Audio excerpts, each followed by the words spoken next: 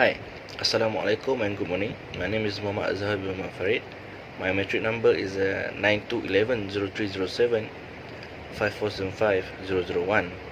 In this module ABCC 1103 Introduction to Communication, we need to fulfill the task of a video presentation about the question 2 and also the question 4 in the assignment earlier. Let's talk about the question 2. In the question 2, we need to discuss the factors that contribute to the occurrence of a conflict among family system. When talking about the family system, we all know that communication is very important to create a positive and happy family. Occasional conflict is a part of family life and it is normal to disagree each other, but if the conflict keep on going, it may damage the relationship and it is very stressful. Conflict also can occur when someone directly jumps to wrong conclusion or misunderstood each other. Thus, arguments and resentment will occur when the conflict are not being resolved. A lot of factors contribute to the conflict happen in family systems in different stages, including learning to live as a new couple. In this stage is the early stage in marriage, whereas each couple undergo the process of knowing each other. It is not the same as before the marriage, and we can hurt. Someone will change after the marriage, and sometimes the couple may be hard to accept the changes of their partner. As an example, before marriage, the husband may be a great partner who are loving, caring, and perfect in every aspect. Then, after marriage, the husband changed by not even bother of his wife anymore. End up, the wife will suffer and will lead to divorce. So, couple need to make a better decision on who is the perfect partner, as a partner will accept anything and they can get along just fine. Okay, the second factor is a birth of a baby. Having a baby is one of the dream of every married couple. Once they are gifted a cute baby, the family bonding will grow even happier, caring, and also loving. This stage in family systems sometimes can bring conflict to the family itself. For instance, having a baby means need to be more responsible as the baby needs full attention. The responsibilities need to be carried by both mother and father. The conflict might happen when only one, especially the mother, who is responsible in taking care of the baby and also taking care of the house, such as cleaning and cooking. The tiredness somehow will affect the mother and also the baby, and this will lead to conflict with the father who didn't do anything. Parents will start arguing each other on the responsibilities and might end up to a bigger conflict. Besides that, through this pandemic COVID-19 era, a lot of people lost their job, and some of them are the new parents who start to have their first newborn baby. Milk and also pampers are the most needed things for the baby, and without any money in the pocket, arguments between parents will affecting the parents' emotion, behavior, and they will start to get stressful to find money, and it will lead to bigger problems when they had to steal just to survive. Next, birth of other children.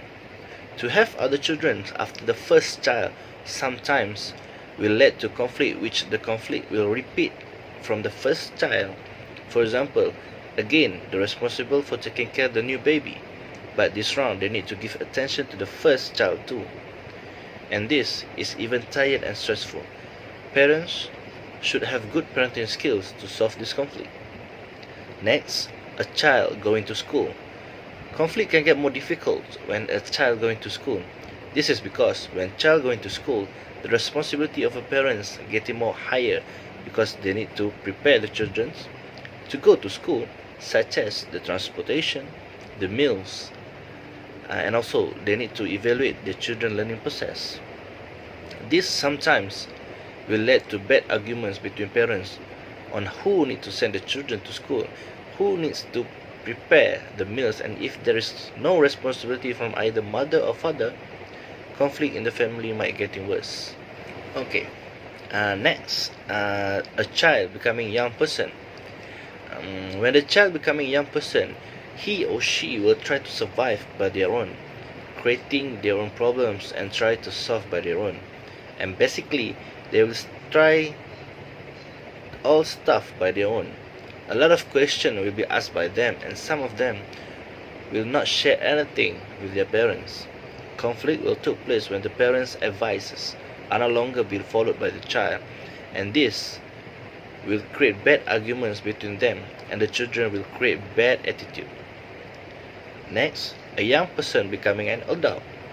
An adult face more conflict in family and sometimes with their friends. They need to have more communication with their family and friends so that all conflict happen can be solved.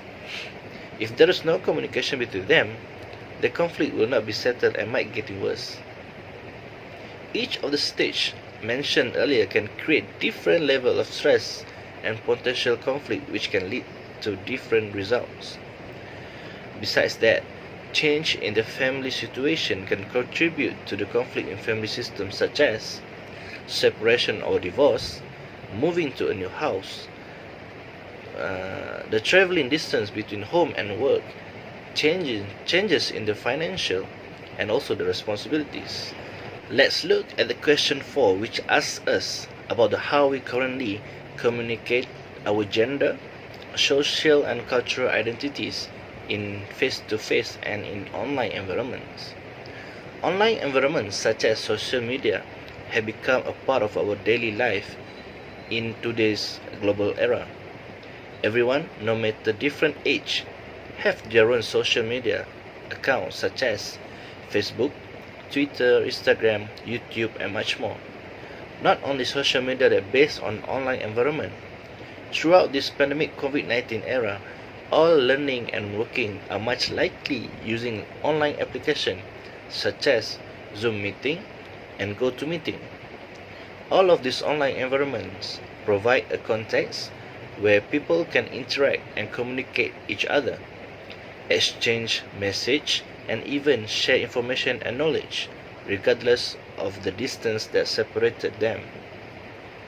For myself, communication through online environments about the genders, socializing and cultural identities is much better than face-to-face as it provides more benefit in this new era.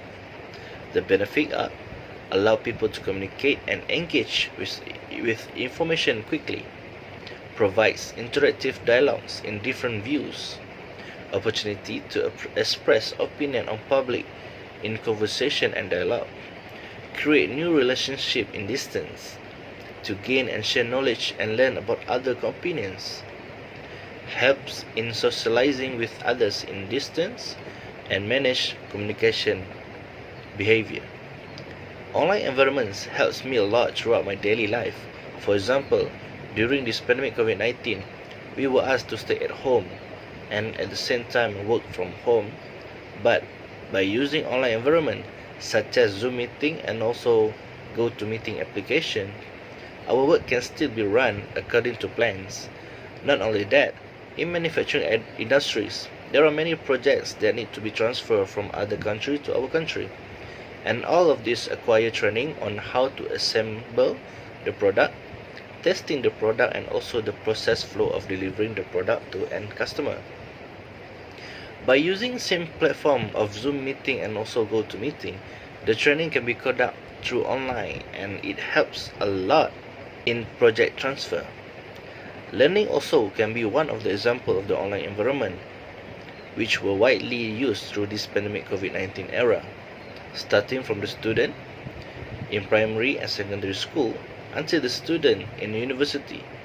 All will use online environment to gain and share knowledge.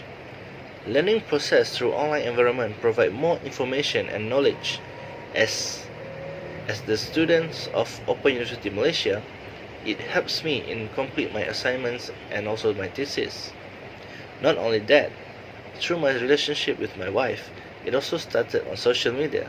Our experience using the Facebook give us a platform to know each other personality and end up as husband and wife.